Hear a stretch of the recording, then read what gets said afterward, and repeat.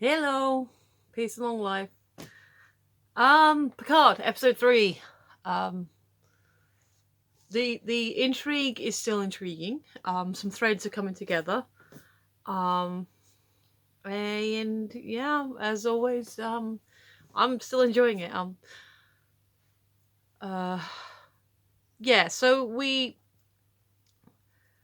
open with a very brief flashback of what we saw in the previous episode with the attack on Mars. Excuse me, I've just had some fruit and it's starting to repeat. And then you get the splash screen, Starfleet headquarters, San Francisco, 14 years before. I had the year on back. I never remember the years. And it's basically Admiral Picard coming out of his meeting.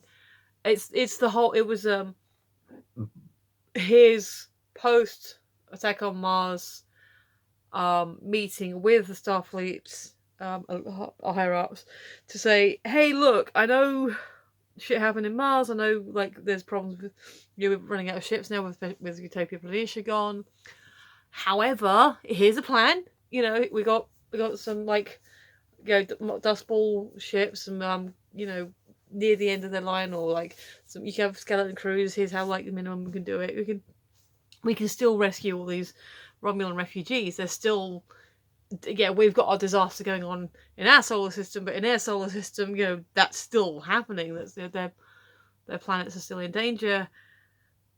And he's recounting all this to Raffi, who is we met at the end of the last episode, who is a security officer. So basically, she's like, well, what's your Hail Mary? Where's your, where's the do or die? Where's the final, final plan?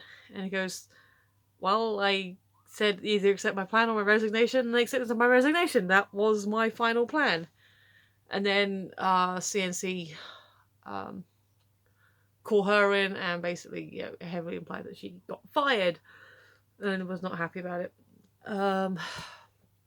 So most of the episode, as far as Soji, which is the twins' name, I finally remembered her name, and her storyline goes, it basically we do cut back and forth between her story and the other one, but her story isn't being told in real time. She's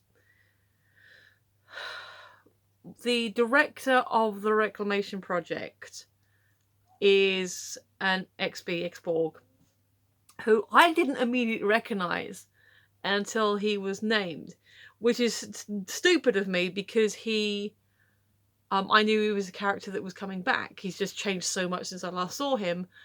I didn't immediately recognize him, and it is Hugh from the episode I, Borg, and then later Descent parts 1 and 2. Who he was rescued from the collective. He had individuality started to express itself. They used in the episode they used him experimented on to say, hey, if we put this program into the collective, we'll send it back with this in his head. The collective will reassimilate him, and then this puzzle gets stuck in their heads, and then that'll be the Borg gone. But because Hugh was showing signs of sentience and his own self being, they decided not to. And then in Descent, we see the consequence of those actions, which is basically certain Borg had become rogue, and they got cut off from the collective, and they were kind of in disarray. And Lore, who had previously been cast aside by Data in, I think that was Brothers. I think that was the last time we saw Lore previous. He basically took them over. Descent is an amazing episode, by the way. We've never seen that as another. Okay, I admit I'm hugely biased towards Data. That way. It's very weird doing it that way, getting the fingers right. I do have a bias towards Data, and actually, the more we get into this series, this Picard series, it seems very appropriate that the only Star Trek picture I have up is Data and the Borg Queen, because synth and Borgs are definitely core factors in this whole run of things. So that's kind of cool. So Soja's storyline is basically so he's the director of the whole thing, because he grants, after witnessing Soji talk to the Nameless in his own language, and Soji repeating basically what Hugh had told her about, hearing even a few words in their native language, even if they're unconscious, can still give them some comfort. And he's like, yeah, I agree with you. So I've granted you an interview with Rhonda, who is a Romulan who's been reclaimed. So she gets in there, and basically it's a room for, I guess you could call it a care wing. It's like they call them the disarrayed. Like, they're basically the reclaimed Borg who are still not 100% themselves yet. So it's not necessarily that they're still attached to the collective, or how I think that wants, it's not like they necessarily want to be reattached to the collective, but they haven't found their humanity yet, or refound it. And it turns out they are all Romulans. Like, so however many races they've rescued, for whatever reason, Romulans are the only ones that don't seem to reassimilate back into their society. I'm using the term humanity because I don't know, another word. Like, romularity just sounds wrong, but humanity in the sense of yourself, your being, your self-identity. That's how I mean humanity in this instance. And sorry if I'm blinking, I've got my light on, it's very bright, so I keep sort of looking away. So for whatever reason, the Romulans don't seem to think. Now, as we find out through her conversations and discussion with Rhonda, we find out first of all that Rhonda is an expert on Romulan mythology and the past collective history, which is kind of interesting in and of itself. And through talking to her, she's doing this like card game thing. So she's got like triangle cards, which are kind of like a tarot or some other kind of predictive deck, card deck. And she actually, Soji asks her directly, said it was just like a tarot, like a mandala thing, because she's making a pattern with it. We don't get a direct answer for it, but she's clearly doing something with it that means something to her. So she asks, like, she's showing all this knowledge, Soji is, of Romulan culture, and Hugh's like quite impressed with all this stuff. And sorry, we're gonna get the spoiler piece of paper out because so it turns out that she has knowledge of the ship that Rhonda was on, which she shouldn't necessarily have knowledge of because that would have been part of the classified though. So there's all the unclassified files on the Romulans and the Borgs and this particular cube that was made available to, I guess, anyone who wanted to read it. But there's also obviously the stuff that's secret, and especially from the Romulan side, they don't necessarily want it known that one of their ships got assimilated. But from everything that Soji was saying, Rhonda herself was the last one to be assimilated, and they were themselves the only Romulans to ever have been assimilated. So we were trying to say, what was it about Rhonda that made basically the cube flip out? So I get the impression that basically this particular woman is the reason that this cube is now disconnected from the collective, and the prompting for the reclamation project, which also in of itself explains why the Romulans are so interested, why this reclamation project is being led by them. Which, yeah, cool. So basically Hugh's like the director, which is kind of yay for him. He's gone out and he's become his best self, and he's like still helping fellow ex-Borg, which is cool. And it's nice for the actor to be able to sort of come back and revisit that character so many years later. That's always interesting. That's the sort of thing I do like. This is fan fiction is something that can be seen as contentious for some people. However, my favourite kinds of fan fiction, and this is for multiple fandoms, I've read a few Star Trek fan fictions, but I usually just sort of pick and choose based on like my favourite characters. So yeah, any fan fiction I read is always going to be data centric.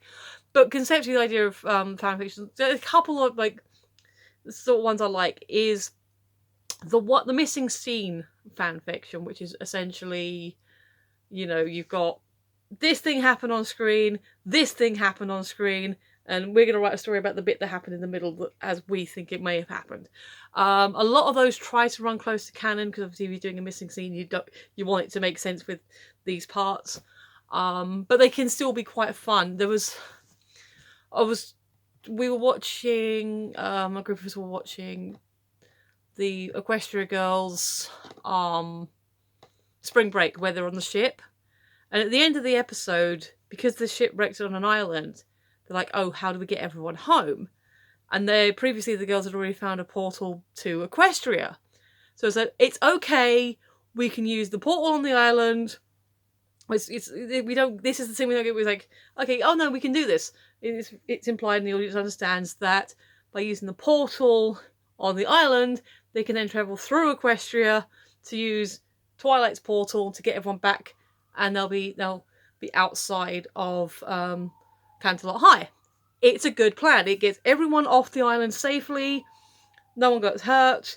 People just get turned into a pony for a few minutes. Fine, solid plan. Except there are a lot of, you know, this is not just a private cruise. This is like a proper big thing with lots of families. And I turned around and said, okay, yeah, the plan's good. I want to see the scene where they're explaining it to all the adults. The little kids are probably like, okay, we're going to go on a magical ride and you're going to become a little pony. And they're like, I don't believe you, but okay, because kids. Explaining it to the adults. And I was like, that's what I mean by a missing scene. That I like. I'm like, oh, okay, here's the missing scene. And like, what was that conversation like? So, okay, we know how to get off the island. You're just going to have to trust us. And don't worry about the slightly horsey feeling you get in a minute. The other types of fanfiction I like are the post-event ones, where it's like the show has ended and we're now talking, you know, we're like going, is it like the next day, the next month, you know, this week, the next month, the next year? One of my favourite series that I've need to go back to actually is a post-Friends series which focuses on Chandler and Monica and their family. And that I love. So to bring it back to Star Trek, that's like the kind of thing I like. You've got this idea that the universe is still happening, regardless of whether or not we the audience are watching it or looking at it. And yeah, so you know, you get people who write their own stories, whether be it through fan fiction or through comics or through more official media like novels or what have yous.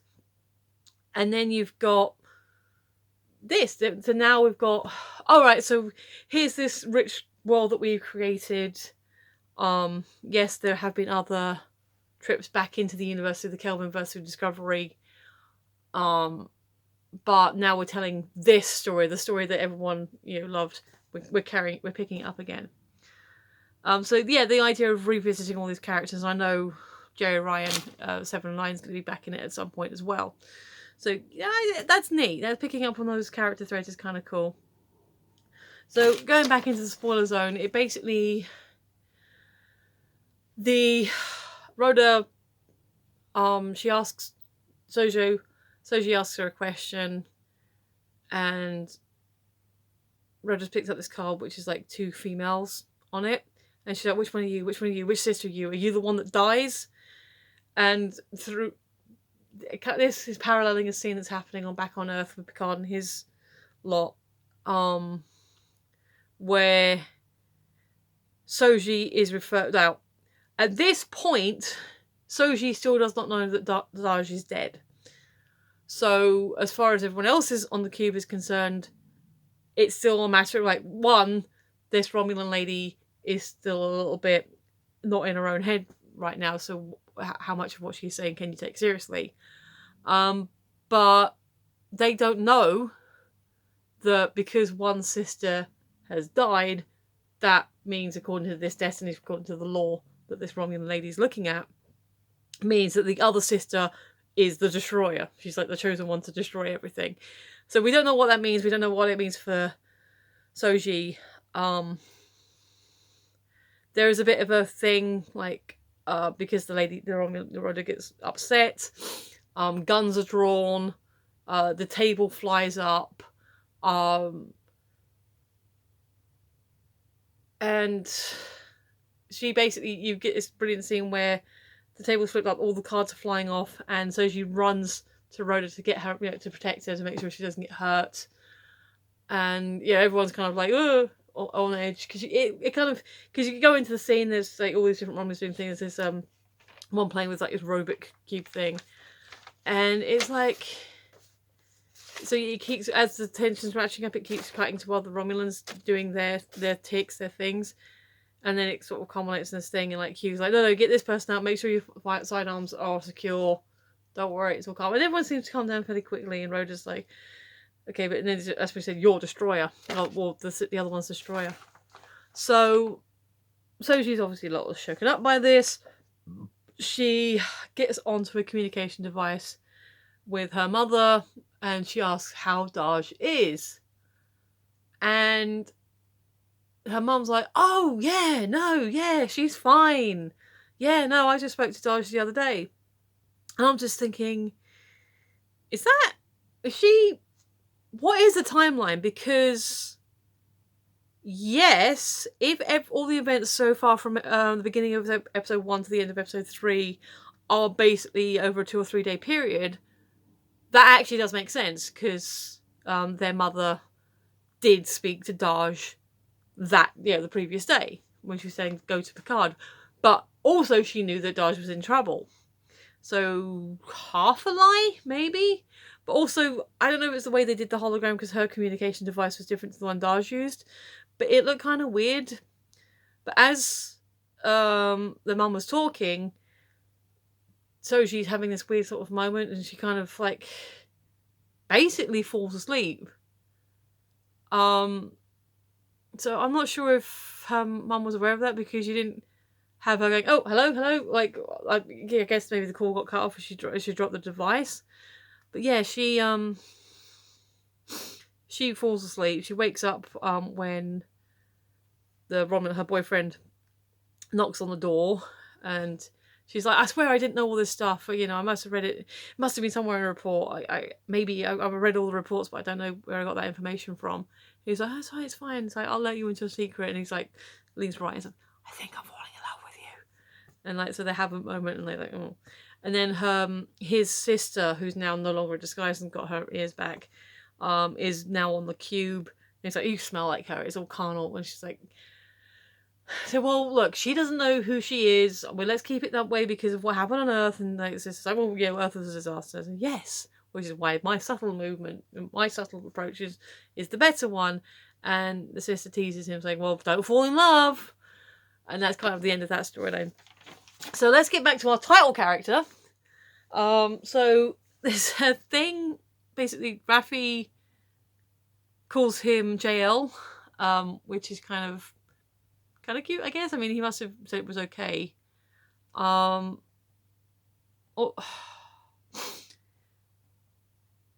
He must have been her commanding officer. And you only ever heard the Enterprise crew refer to him as Jean-Luc, either it's passing or like if it's in a tense moment, like, oh, Jean-Luc, come on. Like, the only person I've ever heard call Picard Jean-Luc with any kind of regularity was his superiors and Q. Probably a few others, like Beverly would call him Jean-Luc in private moments. And I guess as the senior staff got more, they would... Because there was a moment in All Good Things when, in one of the future flashes, Geordie visits him on the vineyard and says, Admiral, I still can't get... Oh, Captain, or is it Admiral? I can't get used to that. And like, he's like, how about Jean-Luc? And Geordie's like, oh, that doesn't feel right. But so we're not used to anyone even calling him Jean-Luc necessarily, and there she is nicknaming him as JL. But he seems kind of chill with it, so okay, that's fine. So they have to see at the beginning. Then we flash forward back to today, where we are back at Raffi's hut. They have a bit of back and forth. She's got this plant that we see her smoking, which she then basically says, "Yeah, I'm having like snake root induced paranoia." But hey, nothing's changed. She's upset because she's lost her access. She's like, so they have they have this back and forth. He's like, no, it's fine. There is wrong. You were right, and I need your vision, your ability to look through everything and see the things that people can't see. And she's like, no, I'm done. I don't want in. But I know someone, Rios. He'll get in touch with you. So that happens. I think he goes home. Then we cut to a scene with Agnes, where she's Commodore O is confirmed to be the leader of Starfleet security, is referred to as being Vulcan, but I still have my suspicions because of everything going on with the brother and sister spy duo. So that's kind of, so she basically asked the doctor about like, so I hear Picard visited you. Why? What happened? We pick up with Agnes in a bit. So Picard first visits Rios on his ship, and is met. And I couldn't work this out. I think so. The person we meet first is like, Rios is like, and things like, you may be too late, but please come with me. And then we meet the actual Captain Rios, and then the first person we met is attending him, and it turns out he's the EMH. Now the thing I can't confirm yet, and I haven't worked out, is it looks like the EMH is being played by the same actors playing Rios, just with a different look. Which is interesting. Like I said, I haven't seen all of Voyager, and I haven't seen anything post. This is like the only thing I've seen post Voyager. I haven't really read any books or lore or anything, so I don't know what was happening with the EMHs. If they suddenly have gotten custom looks, because I know there was a whole run that looked like Robert Picardo that were kind of rejected, and I think they must have had new forms that were just like, okay, we're going to use a different model, so then all the EMHs would look like the different model. But this one is, to me, I'll have to look it up, maybe I'm just wrong, but to me it looked like it was the same actor, so that was interesting. So he's getting attended to. The doctor says about the dermal regenerator. He's like, no, I don't need it. So basically he wants like a big manly scar on his shoulder, I guess. He and Picard, Rios and Picard have a back and forth, and like he's like, and Rios is like, I can't stand Starfleet are just, and Picard's like, I've seen your ship. I'm looking around here and it is neat, it is tidy, it is regulation. You are Starfleet to the core. And he's like, you know what, hire me or don't hire me, but don't try and get in my head. He's like, all right, fine. So Picard leaves the ship for a little while. We do come back to have another scene with Rios and the EMH, who apparently can switch himself on and off, and he basically tries to pep talk. It seems like at the moment, and we don't know how long this has been the status quo, but Rios and his EMH have like basically been each other's company for a while. Like he's not had anyone else. Maybe, I mean, that could have been like a couple of weeks, couple of months. That's probably not unusual between trips. If it's a couple of years, then I would be interested to see why. But yeah, so more likely, if he's a pilot for hire, it's only been a couple of weeks that he's just been the two of them. But he's gone like, come on, Picard's going like, this is Picard, ambassador to the Q continuum. What was it? The arbiter of succession for the Klingon Empire, Picard. you must be a little bit awestruck. You could do a bit, you can do worse with leading than this. And he's like, I've had a great man. I've been above a great man, and I saw that man's, brains splattered against the wall. I don't want that anymore. So Rios has got demons. So that's kind of cool. That'll be interesting to explore. So we're basically back with Picard on his vineyard. He's like, he and I've forgotten her name again, Laris, are discussing the late harvest and the smell in the air. And she's like, oh, you'll miss it. Like, no, I'll miss you and I'll miss number one, but I think I always belonged up in the stars. And she's like, yeah, you probably did. And then the guy comes back. I keep forgetting the names. I'm so bad at this. I'm looking at the cast list, but it just says information about the cast. It doesn't tell me who they're playing, which makes it very awkward. But the guy comes in and says, oh, I've got supplies for the trip. And he's like saying about this and some Roquefort because better than a replicator. And he takes out a piece of fruit and then he accidentally drops it. And as he's starting to pick it up, the assassins from like the previous episodes come in. And there's like a whole bunch of them and they go into this extended fight sequence, which is really, really cool. So it's basically, I don't know how many. There's quite a few disruptors that they pile up at the end of the sequence. But there's 3 retired persons taking on a group of elite assassins and winning because it's awesome. So they shoot pow, and there's a few tense moments. There's like a gun underneath one of the desks, so they all sort of get each other's backs and like take care of each other. And then just when we think it's kind of over, there's like another one comes in, like bang, and then they go down.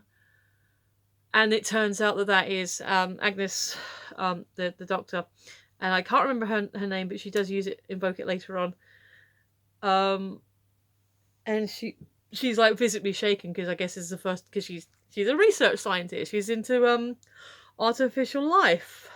She's not really been frontline before, and she goes, maybe it was on the stun setting, and the Laris is like, Romulan disruptors don't have a stun setting.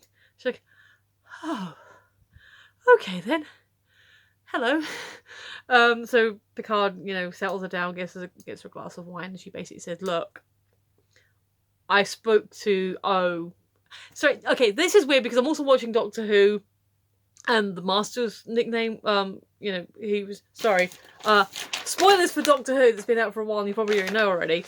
But yes, the new Doctor was hiding themselves as a character called, the new Master, was hiding themselves as a character called O. So we've got Commodore O, who I have my suspicions about, and then Master O, and it's just kind of like, weird. But she basically says, look, I told her everything because, well, it just seemed like I might as well tell her everything, and I'm a terrible liar. And Picard's like, no, that's fine, you did the right thing, you didn't compromise yourself. She said, well, there was one thing I didn't tell her. And as this is happening, they're waking up the one that didn't die. There's a kind of a funny scene where the guy wants to, clock him to wake him up. And Lara's like, no, we're not like them anymore. And she gets, like, a spray bottle. And Picard, he's awake! I was like, oh, okay, cool. So they're talking to him about why he and his team were attacking them, why they're after Daj's sister.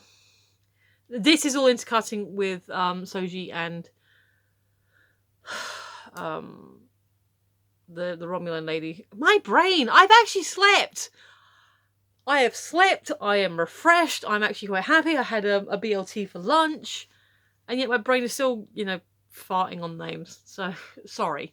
But yeah, so these are intercutting with the scene with the Romulan, Soji and the Romulan having their tense moment, and this is where you get the thing of the sister is destroyer. That's why we need to take her out because bad things are going to happen basically. So they basically. There's a bit of a sequence, sorry, probably back into spoilers now.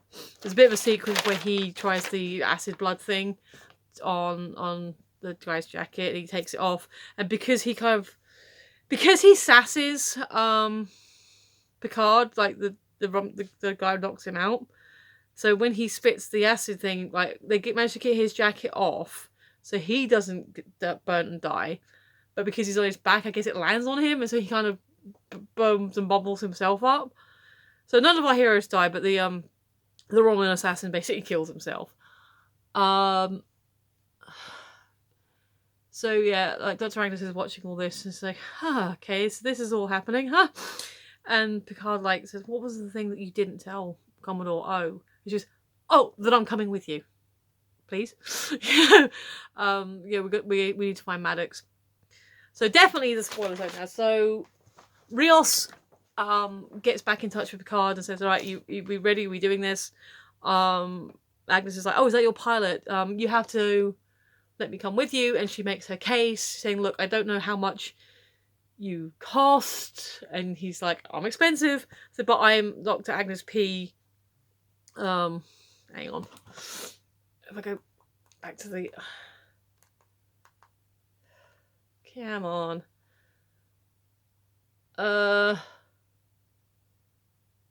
Nope. Girardi, there we go, Agnes Girardi. I'm Agnes P. Girardi. I'm the leading expert in synthetic artificial life form research, and I promise you I will own my keep. And he's like, yeah, okay, so Rios allows them both to come on board, because he's been monitoring the situation, and apparently it's about to get really hot at the vineyard. So they beam up. Raffi's on board, and Picard's obviously happy about this. And because we have a scene previous where Raffi's doing research, we see something called Free Cloud. Like Picard said, "Oh, you're doing the research, aren't you?" And she's like, "Go away." And I said, "Here's everything I have on Maddox." And she's like, "Go away." Like, fine, as you were. So yeah, she's on board. She's like, "I found Maddox. He's on Free Cloud. We don't know what that is yet, but obviously it's a place, not just like a dark web thing." So Agnes is like, "Why do you want to get a Free Cloud?" And Raffi's like, "Who are you?" And she's like, "Oh, I'm Agnes Girardi. I'm a synth expert." And she's like, "This is who you're keeping company with?" And it's a bit back and forth. And actually, Girardi kind of likes Raffi because she is quite, forward. And like, he said, "Oh, so I'm coming with you if you have me." And Picard's like, this is Raffi saying, Picard's like, "I'd be honoured to have you join me." He said, No, I'm not joining you because that leads to bad things. I'm here until we get to Free Cloud, then you're on your own. So yeah, that is our crew. So, Dr. Girardi, with Rios's permission, joins the ship. So you've got... She's adorable. Like, the more I'm watching her, the more I'm like, she's really cute. And I have no idea. She reminds me of... And I haven't watched the whole series yet, but she kind of reminds me of the young lady who's playing Sabrina in Chilling Adventures. I have no idea if she... Agnes Girardi is played by Alison Pill. I have no idea if she's related to the young lady playing Sabrina, because I don't know who's playing Sabrina. But she is really adorable. She's very perky blonde, sort of kind of thing now. She's kind of gone into adventure mode, and she's kind of like, yeah, okay, this is what I'm doing now. This is kind of cool and exciting. So you've got her being all perky and bubbly. You've got Rios and his demons. You've got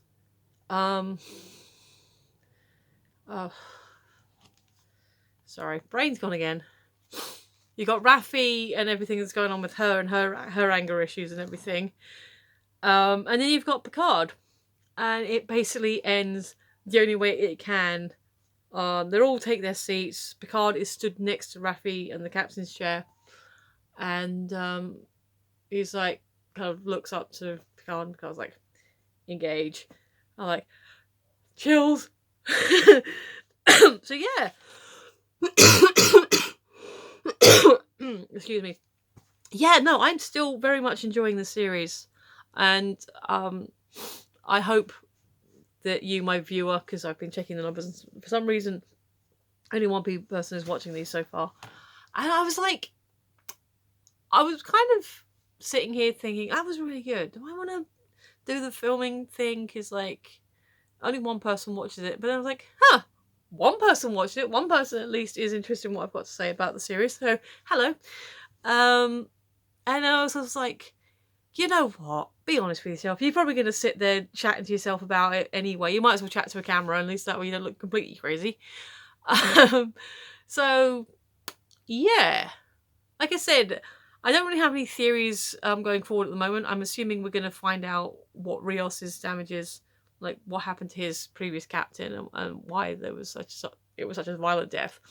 I'm sorry, I forgot to mention the title. This episode is called "The End Is the Beginning," which is, I guess, it's fitting. Like there seems to be a few things that are like not necessarily ending, but you know, there's certain things that are like this thread is sort of coming to a close, but hey, now there's a whole new stuff that's opening up. It's interesting. That's an interesting title. Yeah, no, I am enjoying it. I am still enjoying it. I'm still yeah, the performances, everyone. I mean, obviously we haven't really seen them interacting much yet, but I like the fact that this crew is quite a mismatch. So you've got Picard and Raffi, who have worked together previously in some capacity. Oh, that was funny because Rios is like, is it illegal? Are we planning on breaking any laws? And Picard's like, I don't know. I don't tend to consult lawyers before I do what's right, what needs to be done. I'm like, okay. So there's that kind of moment. So you've got Raffi, who's obviously very jaded for what happened to her when she got fired. You've got Picard with his long storied career, who became more jaded after the events with the Romulans and then obviously Mars. You've got whatever Rios's deal is. Obviously, he is suffering from the trauma of the loss of someone he obviously respected and cared about. And then you've got Agnes Girardi, who's just kind of really cute and bubbly and like looking forward to the adventure. Now, she doesn't know what she's necessarily getting into. We don't even know if she's been off-world before. Maybe she visited somewhere once as a kid. But as for living off-world, it's not something she's ever done before. So that's kind of an interesting... So you've got this like tight crew of 4 that are all very different from each other. So that's going to be interesting to explore. I don't know if we're going to be visiting the Vineyard and Picard's Romulan friends again. I hope so, because I like them. Especially since Rios suggested that things are about to get hot there. Maybe I hope nothing happens to the Vineyard, because I hope at least they still get to have their home. But yeah, no, it's as I've said multiple times already, I am still enjoying it. I am genuinely engaged with it and curious to see where it's going and what's going to happen. Yeah, feel free to share any thoughts and ideas and theories or what have yous that you have. I'll look forward to seeing them. If you wouldn't mind, you could do the algorithm stuff if you want. That'd be great.